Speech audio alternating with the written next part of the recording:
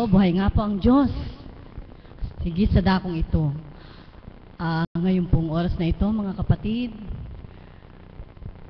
muli ay may ilang mga kapatid tayong magbabahagi sa atin kung paano nga po nila nadama, kung ano nga po ang mga hiwagang kanilang nasilayan sa dakong ito, na sa atin ay kanilang ibabahagi sa oras na ito.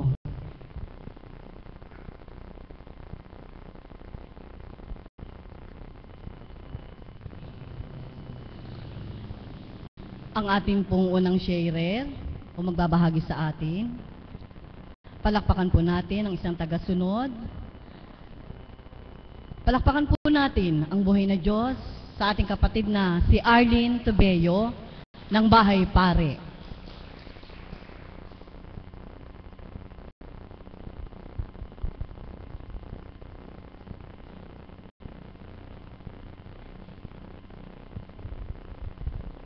Isang mapagpala at magandang umaga po sa gabing ito.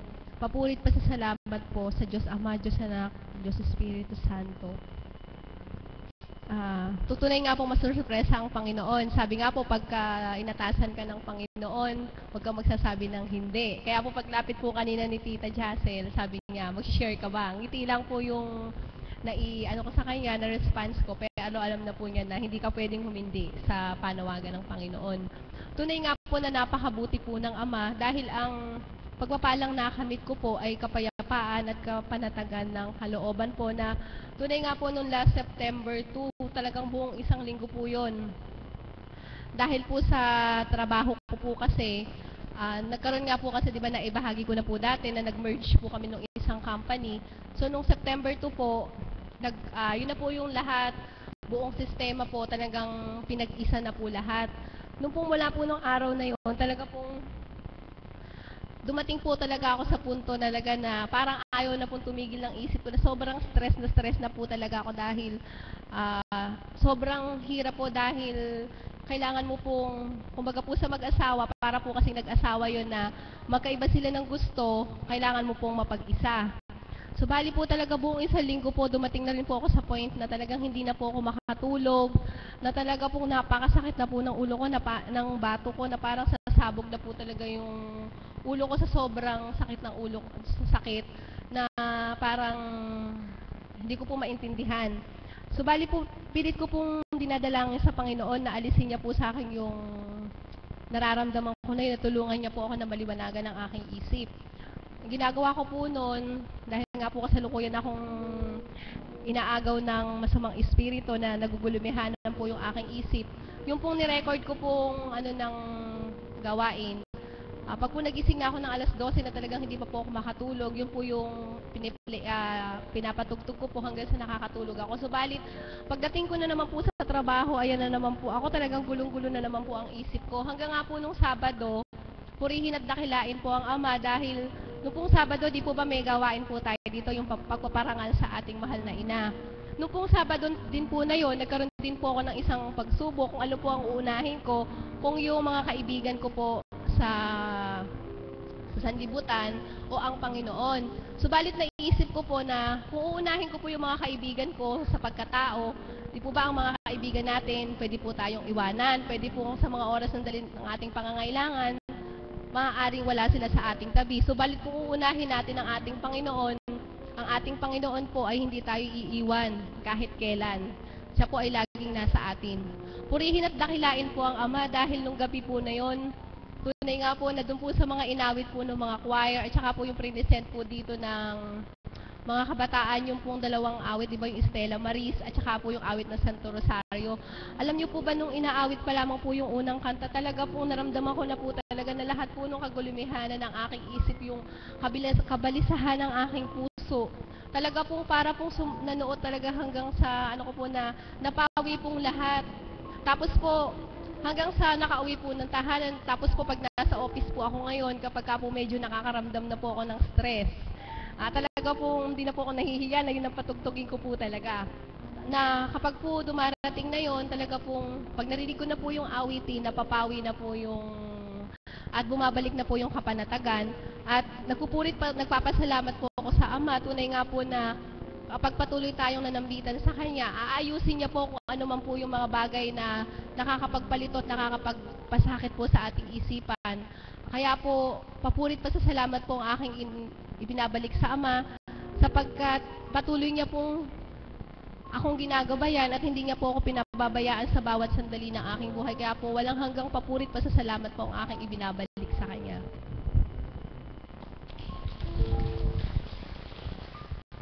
Sadyang kay palad mo, kapatid. At sa katotohanan po, lahat po tayong naririto. Sa tapat natin pagtanggap sa ating Ama, Diyos na hindi natin nakikita, subalit siya ating nadarama. Ano man ang ating mga kahilingan, ano man ang ating nadaramang hindi mabuti sa ating katawan, tawagin lang po natin siya at siya'y naroon at tayo tutulungan, siya ating kagad nadadama.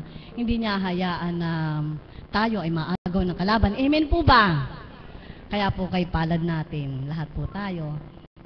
Ang ikalaw pong magbabahagi, atin pong palakpakan ang isa pang muling tagasunod na si Marlene Hernandez ng Sitio Uno, Bahay Pare.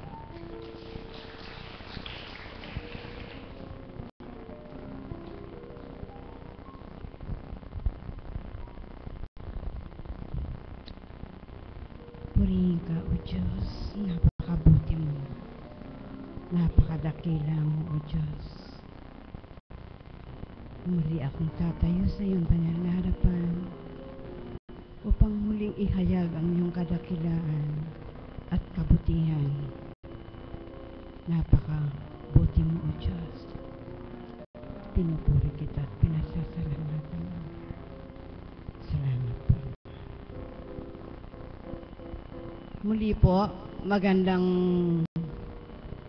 umaga po sa gabing ito. Buhay talaga ang Panginoon. August 18, napunta po ako sa Sagrada sapagkat ako po ay nagtait suka. Yung para hubang yun ang umatake, baba at taas, halos nananaog lahat. Hinang-hinana po ako hanggang sa nakarating po ako sa Sagrada na hindi ko na po alam na nakarating po ako doon. 19 at saka 20, tumawag po ako kay kapatid na Birhel. Inutusan ko po yung aking kapatid na Flor na ano po yung number ni kapatid na Birhel. Iningi ko po yung number ng kinalugdan ng Apong Kunching, ngunit hindi ko po makontak makailang beses. At sandali ko lang pong inubos ang 8 dextrose.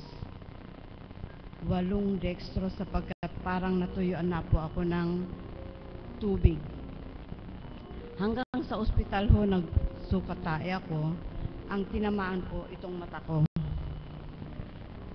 Nung pong dahil naiirita na po ako dahil sa dami po ng ininom ko na patuloy na inaapektahan yung sikmura ko.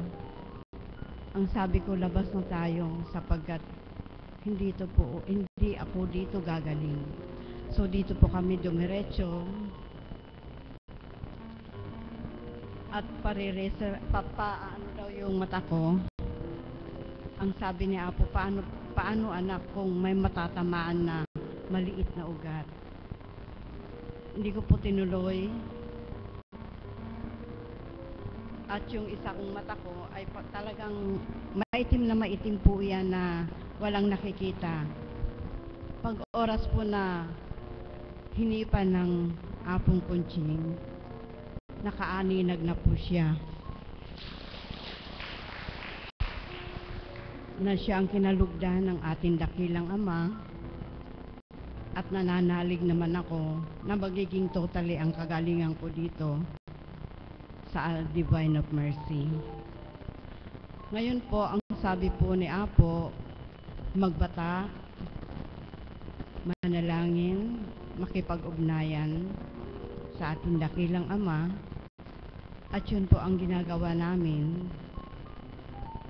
At po, kapiraso na lang po, ito na lang po, at nakakakita na po ng luwag po sa mata ko.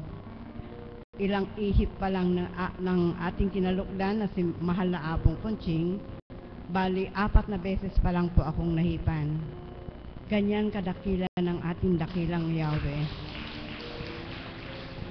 Ganyang kadakila ng ating Panginoon na talagang nagpapasalamat ako at meron tayong kinalukdan, matapang na humarap, matapang at binigyan ng banal na espiritu ang ating dakilang Apong Conching. Nagpapasalamat din po ako sapagkat dito rin po gumaling ang aking anak na naduling po siya na taga Paranaque, nakapag-asawa po ng taga Paranaque, at totally po tumuba at gumanda po yung kanyang paningin. Kaya po labis po ako nagpapasalamat sa ating dakilang Panginoon, sa ating Ama. Kaya po ibinabalik ko po ang malaking papuri sa ating Panginoon. Maraming salamat po. At muli po, magandang gabi po sa umagang ito. Salamat po sa iyo, kapatid. Sa katotohanan lang po, kapag tunay, tapat nating tinanggap ang Panginoong Diyos at higit ang ating Apo Conching na kanyang kinalugdan, ano man ang ating karamdaman na ilalapit natin sa Kanya, makakamtam natin ang kagalakan at kagalingan. Amen po ba? Buhay po ba ang Diyos?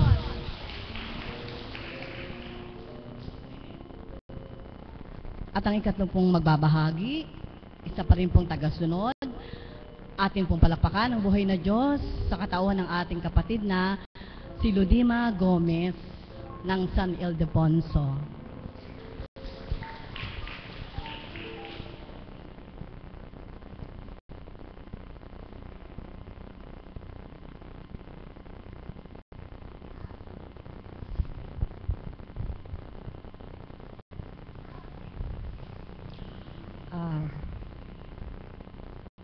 Thank you, Lord.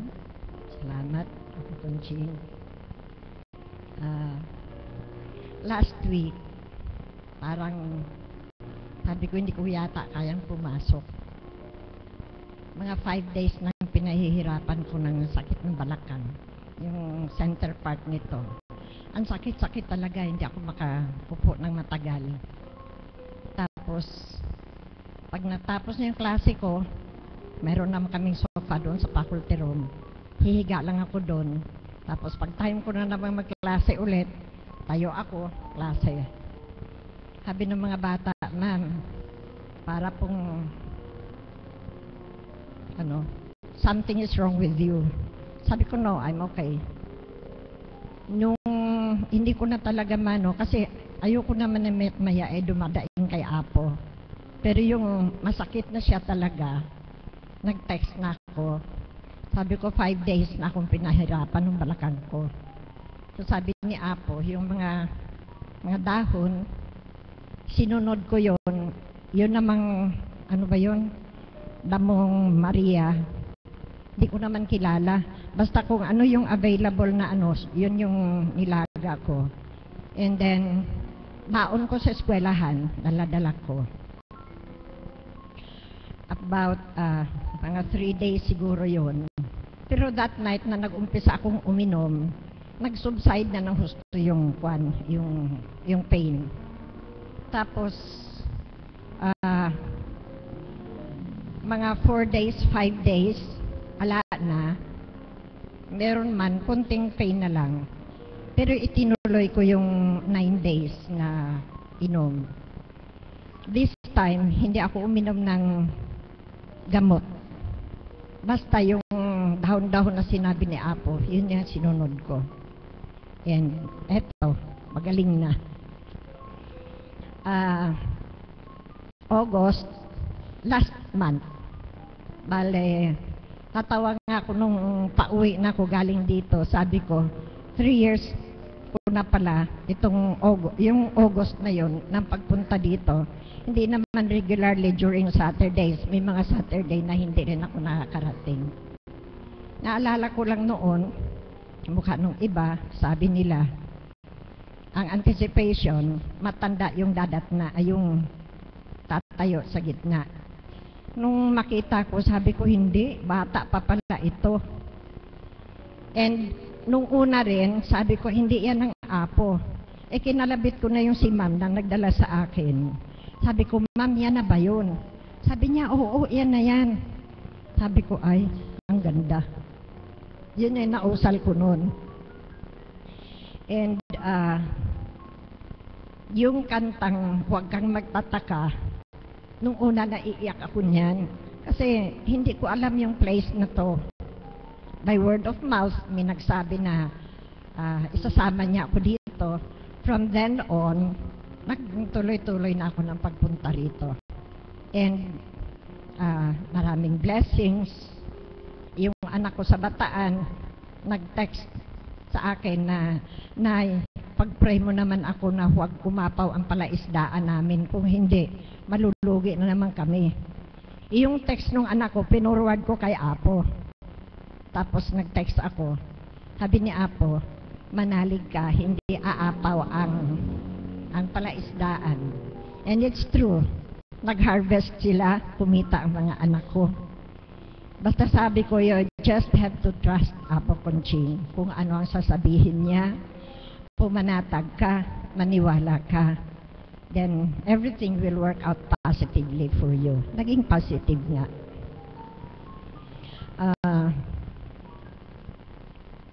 Maraming realizations in a way na sabi ko, ang Panginoon pala gumagamit ng tao, ng events, ng buhay mo para maramdaman mo siya. Sabi ko, kung siguro perfect ang buhay ko, nagka-problema, wala ako sa simbahang ito. Kalawa pa, siguro, yung tao na yon ginamit ng Panginoon to test my patience, to test na kung hanggang saan ako magmamahal. Kasi, so many times, mas marami kaming disagreements kaysa agreements. Yun ang nangyayari sa amin. Pero God is making a way na huwag akong mamuhay sa galit, huwag akong mamuhay sa hinanakit.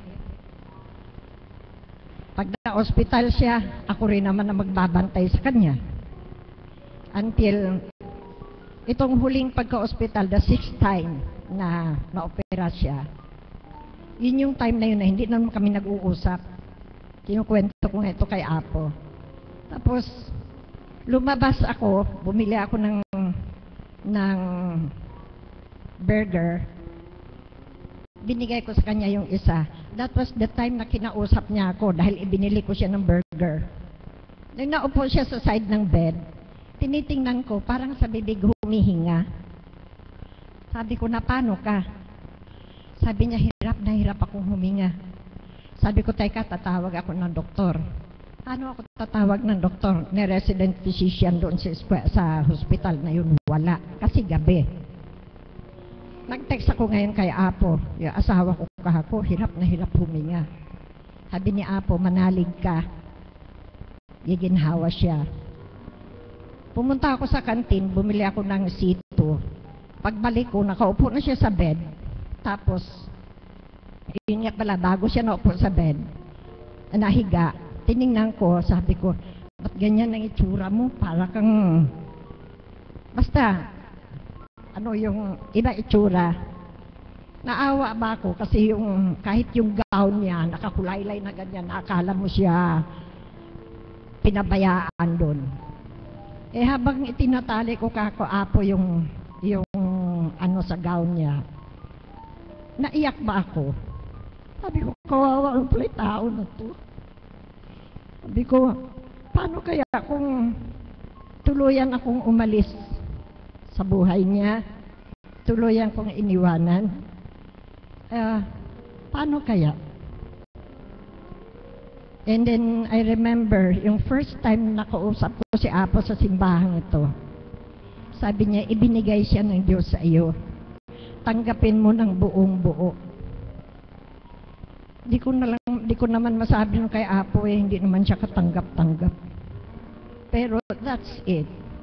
Pag pala, tinanggap mo na ang Panginoon sa buhay mo, matutunan mo yung magpatawad, magpakumbaba. Kahit kung minsan, hindi mo na matake yung treatment na ginagawa sa iyo. But you just have to bear it. Kasi, yun pala yung test ng Panginoon kung hanggang kailan ako magpapasensya. Hanggang kailan ako magmahal sa tao na in many times hindi ko maintindihan. But I just have to understand him. Kasi, siya nga yung ibinigay na partner ko. Siguro, krusman siya, pero he's the best father. Yan ay may pagmamalaki ko kahit kanino. Napakainam na ama sa mga anak. Siguro, dahil iba ang isip niya, iba ang isip ko. Pero when it comes to the children, sila kasi yung binding factor para hindi kami umabot doon sa separation. Hindi kami umabot sa ganun. Umaalis ako, pero bumabalik. And God is using my children. Would you believe, yung anak kong grade 6, naghatian na kami ng anak nun. Sabi niya, walang maghihiwalay. Kung gusto ninyo, kayong dalawang umalis sa bahay na ito, maiwan ako kasama ang 3 kapatid ko, hindi kami paghahatian. Masakit pa sa sampal yun. Anak ko ang nagsalita. So, wala. We have to bear everything. And then, yung anak kong bunso, angel pa rin yun. Sabi niya, kasi hindi ako nagsisimba noon. Sabi niya, Lika, magsimba tayo. Sabi ko, ayoko, hindi naman siya nakikinig. Pasan-pasan ko yung daigdig. Dasal ako na dasal, wala namang nangyayari sa mga dasal ko. Sabi niya, huwag mong idamay ang Diyos. Tao ang may gawa niyan. Hindi naman ang Diyos ang may kagagawa niyan. Tao, halika na. So nagsimba kami. Pagdating namin sa simbahan, niyayakap niya ako. Sabi niya, iiyak mo lahat. Ngayon, iiyak mo lahat. Tapos, nihatid niya ako noon sa, nasa office pa ako noon, cultural director pa ako noon. Nihatid niya ako sa office. Tapos sabi niya, basta do not stop praying. Do not stop calling God. Dahil mali yung sinabi mo, nakikinig yan. Time will come, everything will be answered. Ayun, sinundo ako, kaya umuwi na ako sa amin. So, sabi ko, Lord, those times na lumayo ako sa iyo, lalo ka palang lumapit. Hindi ka pumayag na maligaw ako ng husto. Marami, may mga problema pa rin, pero magaan dalhin. Bakit? May text yung bata sa akin, sabi niya, if God is my boss and I'm His employee, I have an everyday salary, which is life. Nag-text ako kay Apo, pinorward ko yun, pero meron akong add-on. Sabi ko, sa Divine Mercy, si Apo ang boss ko, siya ang aking guidance counselor, my teacher, my doctor, and my best friend. Maraming salamat. Maraming pong salamat sa iyo, kapatid. Sadyang kay ganda ng iyong binagi sa amin. Tunay nga po, mga kapatid, na kay pala natin sa dakong ito, tapat lang po nating tanggapin ang Diyos na buhay sa katawan ng ating Apo Conching. makakadama tayo ng labis na kagalakan, makakamtam natin ang kagalingan ng ating mga lupang katawan. Higit sa dakong ito, makikilala po natin ang ating Panginoong Diyos. Amen po ba? Kaya po wag tayong magsasawa na makinig ng kanyang mga aral sa pamamagitan ng ating Apo Conching na iniregalo sa atin. Tunay pong walang-wala na po tayong matatagpo ang iba pang lugar maliban sa dakong ito. Amen po ba? Mga kapatid, nawa nga po tayo nakapulot ng magagandang aral sa mga ibinahagi ng ating mga kapatid na nagbahagi sa oras na ito. At sa pagkakataon pong ito, inaanyayahan ko po na tumayo ang lahat.